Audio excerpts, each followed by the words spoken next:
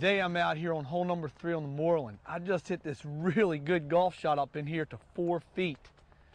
I'm going to go over a pre-shot routine on how to read a putt to help for the pressure that I'm going to feel on this little 4-footer for birdie. First thing I'm going to do is mark the ball. I always go heads up with the coin. I'm going to go ahead and remove that pin, get out of my line of flight, and then I would suggest walking to the opposite side of the hole. And on the opposite side of the hole, survey as the ball's slowing down, which way the ball's going to break as it's slowing down.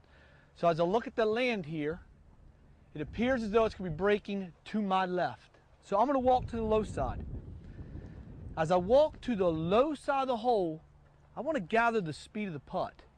Is it uphill or is it downhill? So on side number 2, I'm trying to read the speed. And speed determines line. This is going to be a slightly downhill putt breaking from my right to my left. So on side 1, I'm looking for the break. On side 2, I want to identify the speed.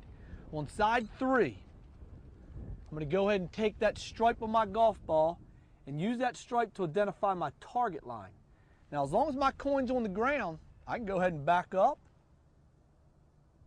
and readjust that line if I need to. So I'm going to look back now and see if I really like that line, and I do. On this 4-footer, I'm going to play it right on that right edge, knowing it's a downhill putt.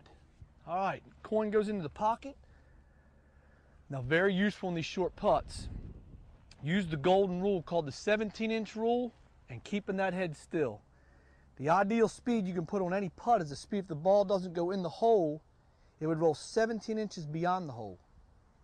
And on these short putts, you need to be so patient. I would deliberately keep my head very still.